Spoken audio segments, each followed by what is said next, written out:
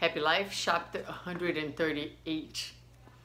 Be a suitable friend, knowing how to act discreetly and uprightly towards those who have chosen your friendship. Discretion is a treasure seldom practiced in friendships on the earth. It is usually replaced by senselessness and superficiality. Everyone enjoys dignified and virtuous company, the kind that inspires trust and fosters well-being. Listen, watch, accompany, and converse with decorum, honoring the trust bestowed upon you. That's a really interesting lesson that reminds us the care that we must have with our friendships. What is to be a suitable friend? What is to be a good friend, right? So act discreetly. She says that it is seldom practiced being discreet, that usually discreetness is replaced by senselessness and superficiality. So we stay on the surface of things, on things that are not really that meaningful, and a lot of times our behavior is a behavior that expresses that superficiality. Talking too much, saying what we shouldn't, being disrespectful, not honoring someone's intimacy, for example, gossiping, exposing our friends unnecessarily, whether it is through social media or just by talking.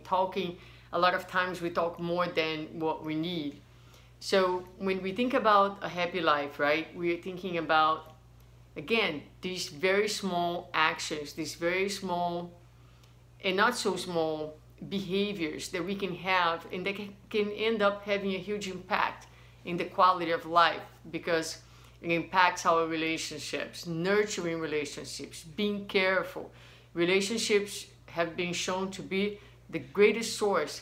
Good relationships with quality of happiness, more than anything else in this world. Whoever has good relationships, good friends, and quality relationships is the happiest.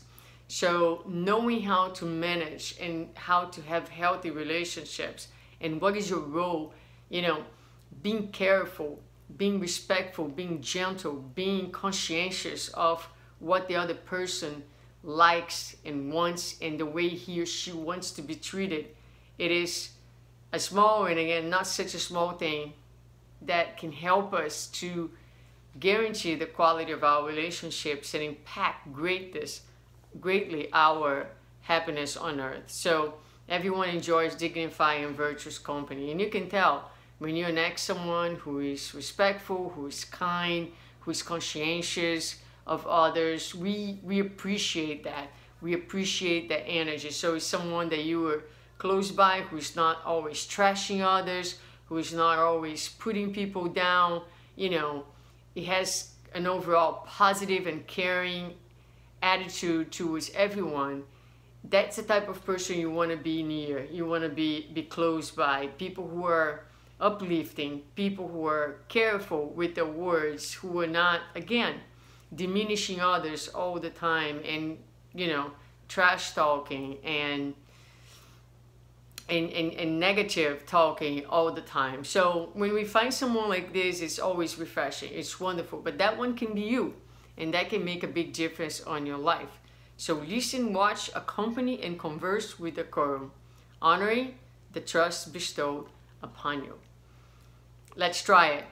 Let's try to be these friends. Let's try to be these human beings. And if we can't, for whatever reason, if we find ourselves doing any of these behaviors, it's always important to reflect why. Why do we need to be doing that? Where's that coming from? What is driving this need to be, negatively speaking about others or saying things that we shouldn't be saying? So there's always some emotional reason beneath these behaviors that need to be explored. But with awareness, with vigilance, we can get there. You can get there. I can get there. And we can have happier days and a happier life.